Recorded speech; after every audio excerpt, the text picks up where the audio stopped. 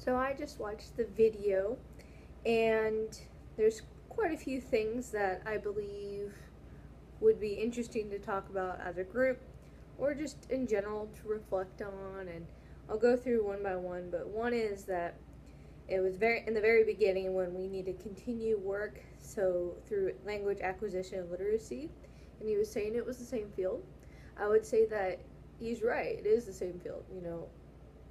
Acquisition and literacy, you can't get literate without having the acquisition first, and then to have acquisition you have to want to be literate. So it's a combination that we all need to strive towards, and it's not just ELLs.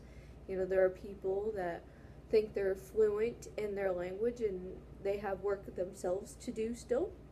The next thing that sounded very interesting was studies show that the same kind of education works for all ages and species.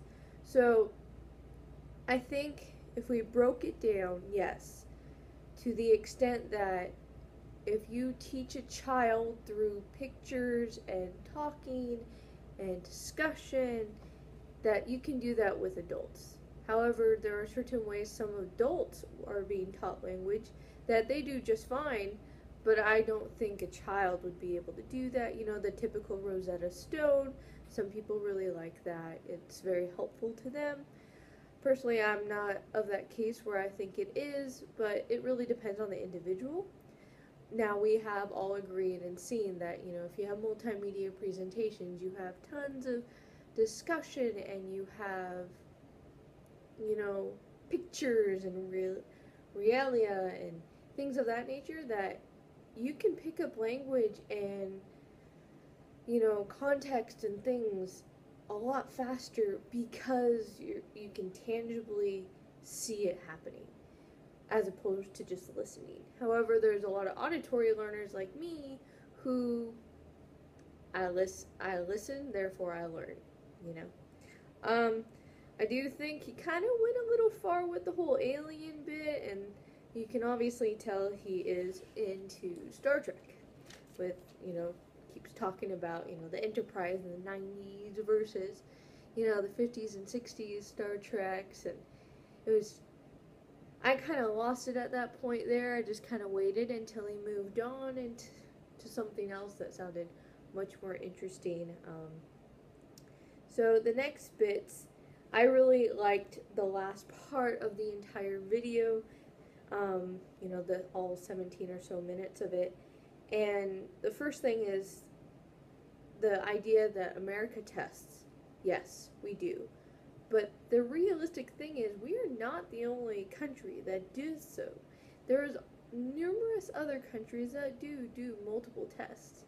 I was in the UK for 2 years where I was doing my PhD, and students graduate high school at 16 years old, not 18 like we do in the United States.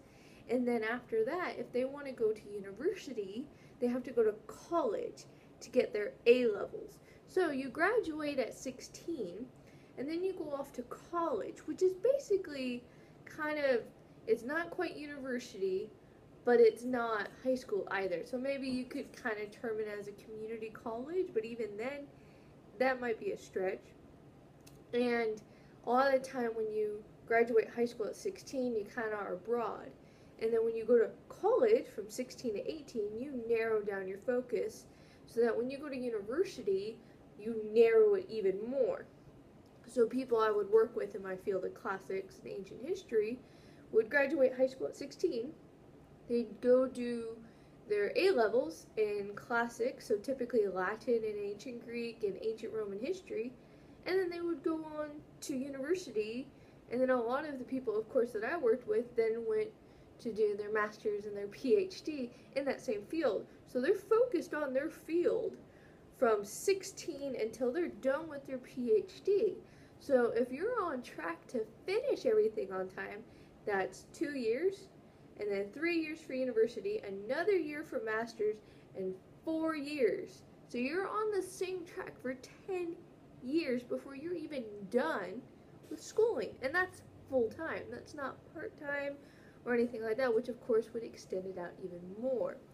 And in order to graduate high school, kids have to test.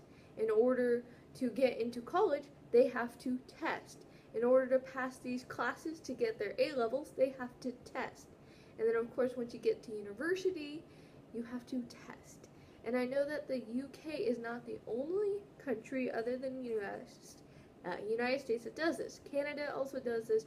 Germany has a very strict testing system where instead of taking written tests, a lot of universities and high schools are adopting oral tests because, whatever reasoning, you kind of have to be able to argue what your opinions are, and that is the big thing about the oral testing. And then the thing that I got a bit heated about was his idea that moving from state to state does not cause any issues.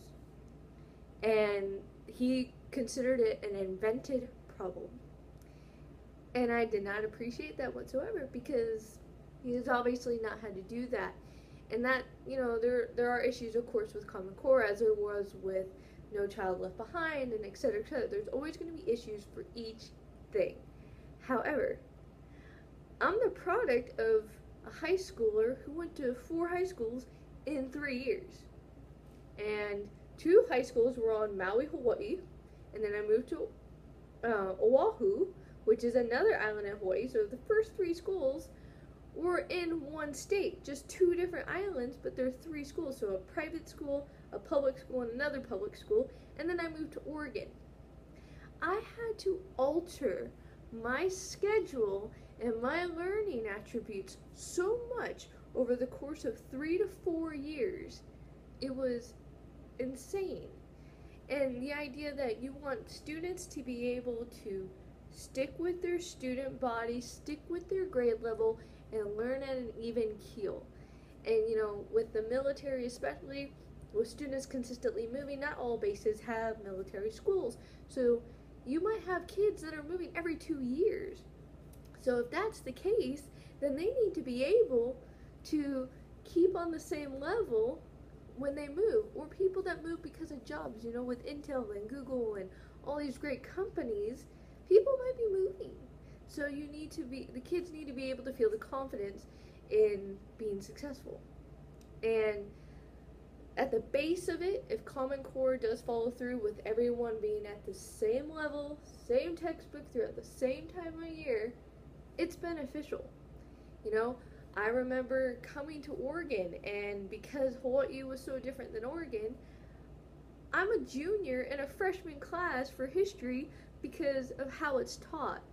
And then I had done 2 years of Japanese, but it's only considered 1 year in Oregon. So it was so mixed up, and I had to work with the people in the academic office when I was getting ready for university, just so that I could go. So the idea that it's an invented problem is not true to me, because I'm a byproduct of it. I'm a result of it. And I know I'm not the only one. Now, it might have changed since I've graduated, because it has been about 9 to 10 years. However, in reality, that's not a horribly long time ago. So, and then to move on, I like how he brought up Radich and how she's saying that there's an attack on teachers and that we're going crazy on testing so we can test all subjects to all children. That is a bit insane, like he said, because it's extremely expensive. And the one thing I would add too is not everyone is good at taking tests. I can use myself again. My SAT scores were horrible, but I'm a straight A student because standardized testing does not work for me, and it doesn't work for a lot of people. That's why, so many colleges and community colleges now, that when you take placement tests, you can choose the type of test you're taking in order to succeed. And yet we're not being able to give that to students because it takes too much time and money, but we can give it to university people and community college people because they're paying for it. So you tell me, what's the benefit of testing all subjects to all students when everyone's individualized? And then again, I agree that the poverty is the best predictor on all tests. It has so much research saying that, you know, that is the number one predictor of why people don't do well on testing. And if you live in a area where there's high poverty, then the testing probably isn't going to do well. You might have that one or some odd, you know, outstanding student, but as a whole, you know, you're not going to test well. So if a teacher is affected and their job is affected because of that, even though you're doing everything correct and in your power to do, what are you supposed to do after that? I also agree with the idea that the policies are not made by the educators, because they're not. People making policies right now are not really in the education field. They just seem to know the right people. I've seen how they have talked to certain educators to get ideas, but it's not enough. And lastly, I totally agree with school is a place where you go to find out what you're good at. You know, that's what the school about. School is about learning. Learning about yourself, learning about the future, learning about what you want to do for your future. You know, some people are able to figure that out by the end of high school. Other people are not.